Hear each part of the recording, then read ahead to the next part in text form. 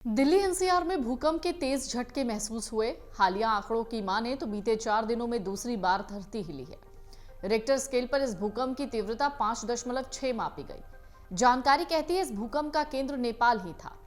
इससे पहले 4 नवंबर को नेपाल में रिक्टर पैमाने पर 6.4 तीव्रता का भूकंप आया। नेपाल में भूकंप की इस घटना से 157 लोगों की मौत हो गई। बार बार आने वाले भूकंप के कारण 2018 की एक स्टडी चर्चा में आ गई है। भारतीय भूकंप वैज्ञानिकों की इस स्टडी के मुताबिक हिमालय क्षेत्र में 8.5 की तीव्रता से ज्यादा का एक बड़ा भूकंप आ सकता है। तो अर्थक्वेक स्टडी क्या कहती है? दरअसल मीडिया रिपोर्ट्स के मुताबिक बेंगलुरु में Jawaharlal Nehru centre for advance scientific research ने पिछले कुछ भयंकर भूकंपों की तुलना की। एक और मीडिया रिपोर्ट के मुताबिक 2015 के नेपाल भूकंप में लगभग 9,000 और 2001 के गुजरात भूकंप में 13,000 से ज्यादा लोगों की मौत हो गई थी।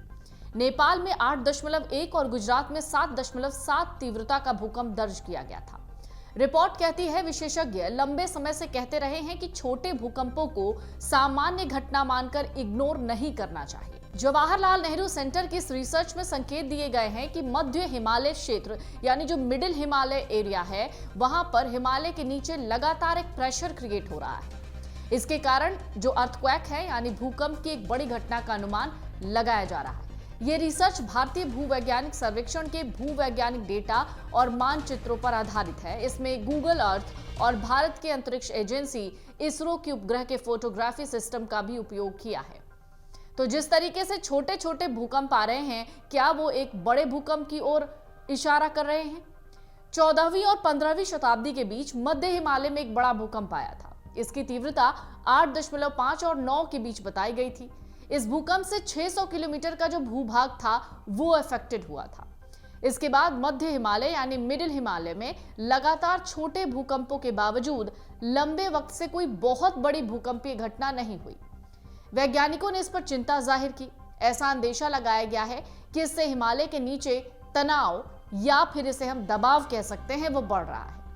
ऐसा हो सकता है ये दबाव या तनाव किसी रोज भूकंप की किसी बड़ी घटना के रूप में बाहर आ जाए। विशेषज्ञों के मुताबिक जब ऐसा होगा तो अनुमानित रूप से एक बहुत बड़ा नुकसान हो सकता है। तो अर्थक्वेक की भविष्यवाणी जाहिर है बहुत मुश्किल है। हालांकि भूकंप की भविष्यवाणी मुश्किल है। वैज्ञानिक टेक्टोनिक प्लेट्स का लगातार स्टडी अध्ययन करते रहे हैं। टेक्टोनिक प्लेट्स में होने वाली गतिविधियों से भूकंप की घटना प्रभावित होती हैं। ऐसा सिर्फ भारत में ही नहीं, कैलिफोर्निया के एक पब्लिक मीडिया संस्थान क्वेड की 2019 की एक रिपोर्ट में भी यही चिंता जाहिर की गई।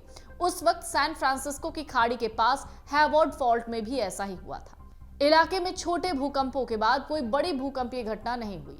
इस पर वहां के यूसी बर्केली सिस्मोलॉजी लैब की विशेषज्ञ पेगी हेल्वेक ने इस पर चिंता जाहिर की थी। रिपोर्ट में साल 2049 के पहले इस इलाके में 7.0 तीव्रता वाले भूकंप की आशंका जताई गई है। हालांकि ये एक महज भविष्यवाणी है। वैज्ञानिकों की लगातार रिसर्च और अध्ययन पर आधारित वैज्ञानिक आशंकित तबाही को कम करने के लिए तैयारी करने के लिए बार बार कह रहे हैं। तो अगर आप ये सोच रहे हैं कि ये जो छोटे छोटे भूकंप हैं इसे आप आसानी से इग्नोर कर सकते हैं, तो शायद हो सकता है, जिसकी चिंता वैज्ञानिक भी जता रहे हैं कि आने वाले एक बड़े भूकंप का इशारा है।